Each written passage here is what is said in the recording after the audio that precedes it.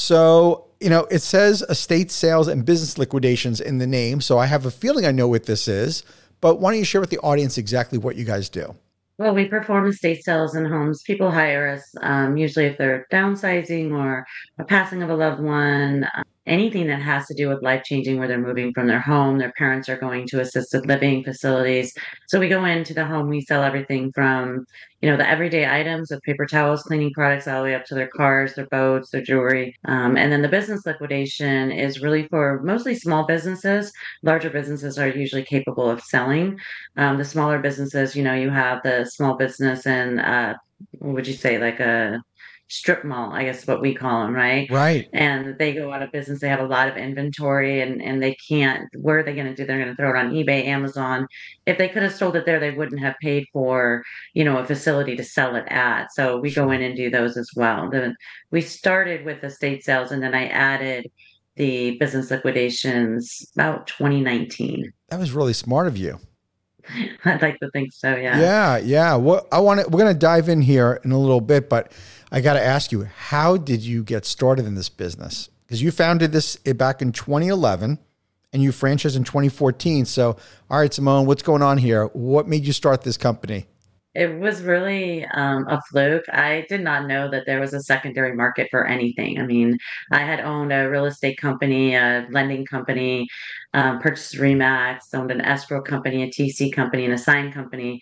And then I sold all of those. And I had a warehouse that my friend had given to me because I'd helped him and his family with a real estate transaction. And he was like, just figure out what you're going to do. You'll figure something out. And then I had a realtor call me who was also a friend of mine and asked if I would sell a couch. And I was like, well, he actually asked me if I wanted a couch. I'm like, I don't need a couch, but thank you. And he's like, well, you can sell it. I'm like, who's going to buy like a used couch? Like, Right. yuck, right? And so then he said, no, come pick it up. I'm like, I'm not picking it up. And he goes, well, you know what? You can, I go, I'm not going to put it on the recycler. Right. And he said, no, put it on Craigslist. And I'm like, who's Craig? And he's like, I thought it was like some gentleman. That's No great. idea. I was so removed from that type of industry. And so I looked at the site and I was thinking, gosh, this is so antiquated. It's Right. super hard to find things. It's all just blue line. To this day, it's still that way. But I did have him, he dropped it off. And then I actually listed it on there. And that day it sold for like $350. I thought, what? I mean, it was really ugly too. Like it was really ugly. It wasn't even a full couch. It was off white. It was stained. I thought, who in their right mind? So looking at the people that bought it, I thought, Right. God, you mean your couch must have been awful at home, right? And then I was thinking maybe that, you go through all your thoughts and process of what people are going to do with things. Sure. So after that, he had started letting people know that I had a warehouse and all the realtors that I have obviously really good relationships from working with them for so long started dropping things off and just having us sell them. And they didn't want any funds from the beginning.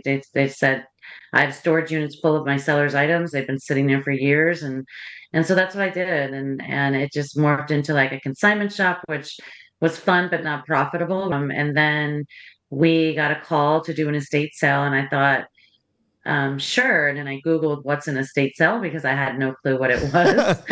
And then I, researched for that whole 24 hours before I met the client on insurance and how to perform them and contracts. And that's how we got our first estate sale. And I think that was a blessing because it was a very tragic, I would consider, love Mm, story. The mhm. daughters did not want to go back into the home. And when we were finished with it, we did 2 days, I mean, 2 weeks of it, 2 different weekends. And we were finished. They were so grateful that they didn't have to endure the pain of going through Oh, what they went through. And I felt like I had done something to really assist somebody in a time that they needed it the most. And also, make enough money to keep going and doing estate sales and marketing it. So that's how I started it. so your entrepreneurial journey was inevitably an accident. How funny is that? It usually never is. I mean, you have ideas. I think the entrepreneurial journey, or I like to call us creators, we think of things and we go for it, right? Right. Too many people spend time, oh, I need to know what my financial situation is. What's it going to be in 5 years, 2 years, 1 year? I need a massive business plan like that. I mean, and that's great if that's what you're into. But really, for me and all the people I know that have started businesses, have done it like us, we just go for it and we make our mistakes, but we're able to, stand at the hand of adversity and build something amazing. Simone, too many people get ready to launch their Yeah. business, right? They spend so much time Yeah. getting ready and they have to devise this, like you said, this huge business plan, which is already out of date by the time they even launch their business. And it's because of fear. Most people do not start their business because they are afraid. I tell people all the time, if you're afraid, that's fine. We're all scared, but you do it scared anyway. You had no idea what you were getting yourself into, yet you did it anyway. You jumped off the cliff and built the plane on the way down, which I've used that phrase many times before, as the co-founder of LinkedIn has said. But the bottom line is you figured it out along the way without having this huge plan. And I hope that the audience is hearing that loud and clear, to stop getting ready, to be ready. I agree 100%. I think too much time is wasted, and I'd like to live my life on, and later in life, I don't ever want to look back and say, what if I would have done that? I would have rather failed 1,000 times over than to have to look back and say, oh, if I would have done that. And that's kind of how I live. I know it's not for everyone, but Right. that's good because there would be too much in the market at that point. Of course. Well, at the end of the day, we want to live our life with absolutely no regrets, right? We don't want to look back and say would have, could have, should have. To start a business is scary and there's so much uncertainty, but it's the people who are willing to make mistakes, be willing to fail, and willing to make another decision. See, that's the difference between you and why so many businesses don't make it, is because you weren't afraid to make a decision and you weren't afraid to take massive action.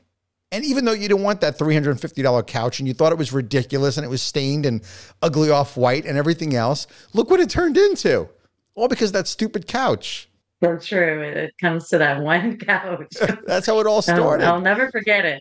right? That just proves that life was happening for you, right? It was. I truly believe that things are put in our life for a reason and we should maximize the use of it. Yes. And look, with the same thing, that what transpired out of that couch, having that estate sale, and you helped a family through a grieving time, that created now a business for you that, if I have the data right, you founded the company in 2011, you franchised in 2014, and you have 42 franchise locations in 10 states. What made you decide to franchise this concept? When we started getting really into it, I had my brother come over and help me because I couldn't do it on my own. And we hired a couple people. Some of those people have been with us since the very beginning, even after we franchised to the date. In franchising, I knew a little bit about it because I owned a Remax franchise, and I really enjoyed working with that model. At that time, it was amazing, and still friends with a lot of the people that are still in that network. It's unbelievable model that they had put together there. And so I knew what I wanted as a franchisee, but I also knew what was missing that wouldn't take so much to add, more support, more videos, more things that would help people grow. But when we got so busy where I was having to turn people down, the estate sale business is an unregulated business, right?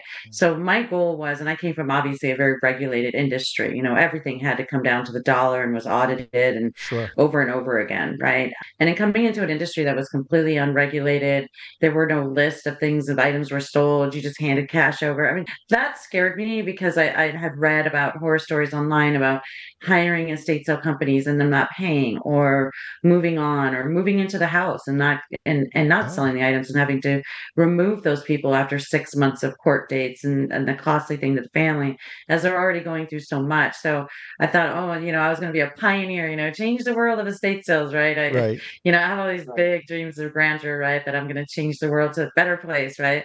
So I started this as more of like a professional business. I modeled it really similar to a real estate company and a finance company together, where we showed up professional. We did professional things. We had timelines when we paid. We gave lists of items that were sold so that the customer could be comfortable when we took care of it, that it was really taken care of, that they Mhm. weren't going to have to worry about, am I going to get paid? Are they going to disappear? Right. But with that said, when you brand something like this that's unregulated, you get really busy fast, especially the network that I had already acquired from my previous businesses.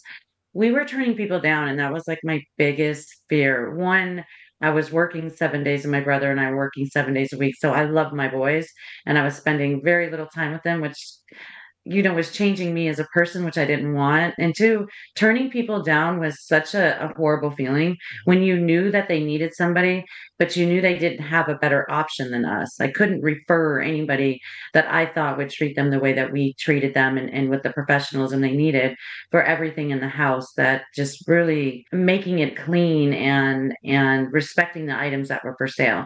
So I had decided one time when I was talking to my girlfriend on the phone, I'm like, I think I'm gonna franchise this. She thought I was nuts. You're crazy. Like, I understand the whole estate sale, why you did it, but you cannot franchise. What are you gonna do? You're gonna give him a kit or something? I'm like, no, I'm gonna train him. She's like, you're crazy. So the next day I started looking, because you could divisionalize it. You Mm-hmm. could make it, just sell divisions of it, or not even sell it, just hire people. But you're in a cash business. So you're putting a lot out there for employees to deal with cash, and you don't know the inventory because it changes every house or every business, Sure. right? So I decided we're going to franchise it. I also, no, by doing that, I was able to satisfy one of my biggest needs, and that is to help other people build businesses. So I was fortunate to have the estate sale. And then the coolest thing is I was able to help other people who weren't able or didn't know how to own a business build their own business around the estate sale. And that part, that's probably my greatest adventure, I All right. guess you would say. Thank you for tuning into the Emerging Franchise Brands podcast. For additional insights, guest applications, and to stay connected, visit us at efbpodcast.com. The Emerging Franchise Brands podcast is for entertainment purposes only, and the views expressed do not necessarily represent those of Emerging Franchise Brands, its host Frank Fumey, or Emerging Franchise Group, LLC. Any discussed franchise or investment opportunity requires thorough investigation, obtaining proper disclosure documents, and expert consultation before making any investment decisions. The podcast and its host do not offer professional advice or endorsements, and they hold no responsibility for actions, representations, accuracy, or consequential damages related to the podcast content.